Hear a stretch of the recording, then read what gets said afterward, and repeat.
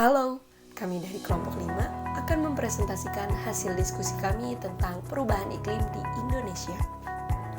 Indonesia merupakan negara yang kaya dengan kombinasi keanekaragaman hayati yang tinggi dan kepadatan penduduk yang juga tinggi.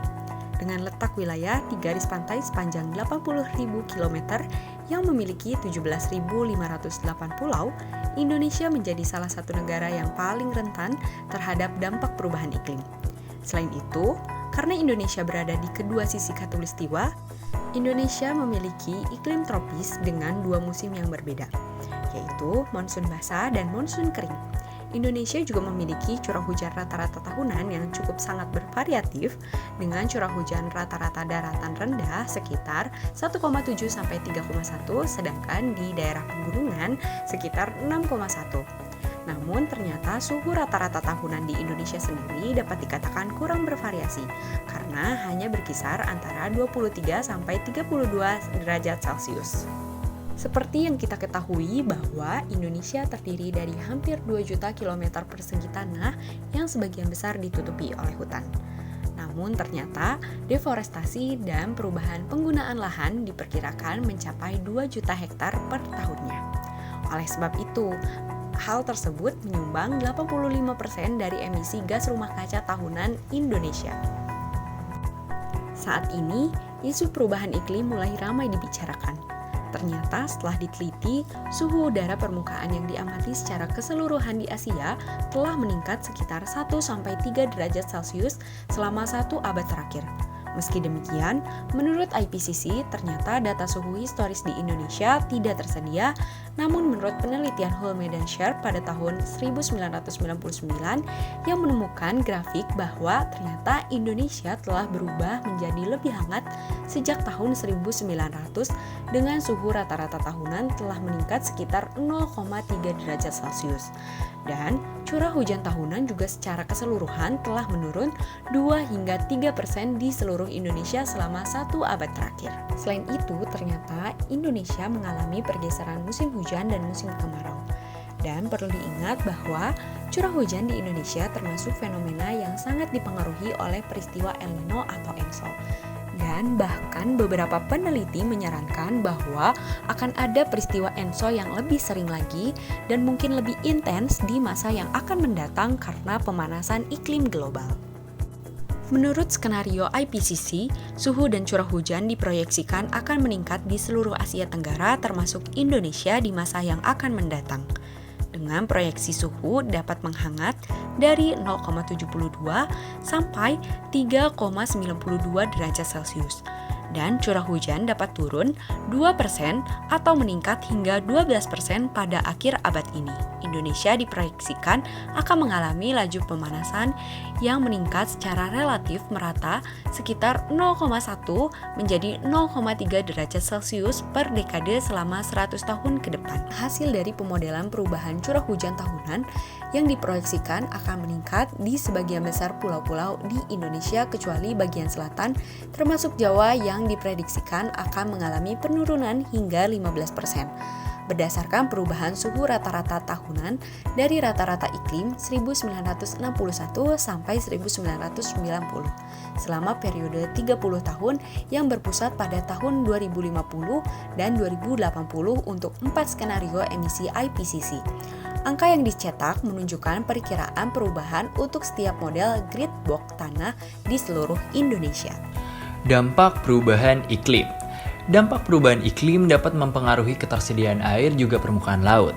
Dampak perubahan iklim pada ketersediaan air. Yang pertama, penurunan curah hujan selama masa-masa kritis dalam 1 tahun dapat menyebabkan risiko kekeringan yang tinggi, ketersediaan air yang tidak pasti dan akibatnya kemampuan untuk menghasilkan barang-barang pertanian menjadi tidak pasti, ketidakstabilan ekonomi dan meningkatkan orang-orang yang kekurangan gizi secara drastis, menghambat kemajuan melawan kemiskinan dan kerawanan pangan. Yang kedua, meningkatnya curah hujan selama musim hujan dapat menyebabkan risiko banjir yang tinggi, seperti banjir Jakarta pada tanggal 2 Februari 2007 yang berdampak menggenangi 70.000 rumah, membuat 420.440 orang mengungsi dan menewaskan 69 orang dengan kerugian sebesar 4,1 triliun. Kemudian yang ketiga, kejadian El Nino yang lebih kuat dan lebih sering akan memperburuk tren pengeringan dan atau banjir dan dapat menyebabkan penurunan produksi pangan juga meningkatnya kelaparan. Yang terakhir, musim hujan yang tertunda dan peningkatan suhu di atas 2,5 derajat Celcius diproyeksikan akan menurunkan hasil panen padi secara substansial dan menimbulkan kerugian pendapatan bersih tingkat petani sebesar 9 hingga 25%. Kemudian, terdapat dampak perubahan iklim pada permukaan laut. Yang pertama, perubahan iklim saat ini menyebabkan peningkatan permukaan laut setinggi 1-3 mm per tahun di wilayah pesisir Asia dan diproyeksikan akan meningkat menjadi sekitar 5 mm per tahun selama abad berikutnya. Yang kedua, meningkat dari 13 juta menjadi 94 juta orang yang kebanjiran setiap tahun di Asia Selatan dan 1 juta beresiko terkena banjir dan intrusi air laut karena kenaikan permukaan laut dan penurunan curah hujan musim kemarau. Berdampak negatif pada industri aquaculture misalnya industri ikan dan udang dan infrastruktur di sepanjang pantai Asia Selatan dan Tenggara. Selanjutnya yaitu dampak terhadap ekosistem dan keanekaragaman hayati. Yang pertama, tercatat hingga 50% dari total keanekaragaman di Asia terancam. Yang kedua, diperkirakan dalam kurun waktu 30 tahun ke depan, tercatat 88% terumbu karang di Asia akan hilang karena pemanasan suhu permukaan laut. Yang ketiga, terjadi penurunan yang signifikan dalam kelimpahan larva ikan. Selanjutnya, pemutihan karang besar-besaran yang menyebabkan hilangnya terumbu karang dan keanekaragaman hayati secara luas, termasuk ikan yang diandalkan oleh banyak orang Indonesia untuk makanan dan mata pencaharian. Selanjutnya, kenaikan permukaan laut, peningkatan kejadian cuaca ekstrim, pemanasan suhu, dan perubahan sirkulasi laut dan pola salinitas yang berdampak pada populasi penyu laut Indonesia. Selanjutnya, kenaikan permukaan laut, berkurangnya aliran air tawar, dan intrusi air asin di samping tekanan yang ada terutama karena aktivitas manusia yang mengancam makhluk pesisir Indonesia. Dan yang terakhir, perubahan distribusi spesies, waktu reproduksi, dan fenologi tanaman. Berikutnya yaitu dampak terhadap kesehatan manusia. Yang pertama, gelombang panas yang lebih sering dan parah, banjir, peristiwa cuaca ekstrim, dan kekeringan berkepanjangan yang menyebabkan peningkatan cedera, penyakit, dan kematian. Selanjutnya, meningkatnya infeksi yang ditularkan melalui vektor, misalnya malaria dan demam berdarah, perluasan penyakit yang ditularkan melalui air seperti diare, peningkatan penyakit menular, gizi buruk karena gangguan produksi pangan, kesehatan yang buruk karena dislokasi, dan migrasi sosial dan peningkatan efek pernapasan dari polusi udara yang memburuk dan pembakaran. Selanjutnya, peningkatan penyakit diare dan morbiditas dan mortalitas endemik. Selanjutnya, meningkatnya masalah pernapasan yang parah menyusul peningkatan frekuensi dan penyebaran kebakaran hutan yang melepaskan gas beracun seperti karbon monoksida, ozon, nitrogen dioksida, dan hidrokarbon. Selanjutnya, peningkatan jumlah kasus demam berdarah pada musim hujan. Selanjutnya, lebih banyak fitoplankton berkembang biak, menyediakan habitat untuk kelangsungan hidup, dan penyebaran penyakit bakteri menular seperti kolera. Dan yang terakhir, peningkatan penyakit yang ditularkan melalui air seperti kolera dan penyakit diare, misalnya Giardia, Salmonella, dan Cryptosporidium. Ketersediaan air dan produksi pangan merupakan sektor yang sangat sensitif dan rentan terhadap perubahan suhu dan juga curah hujan.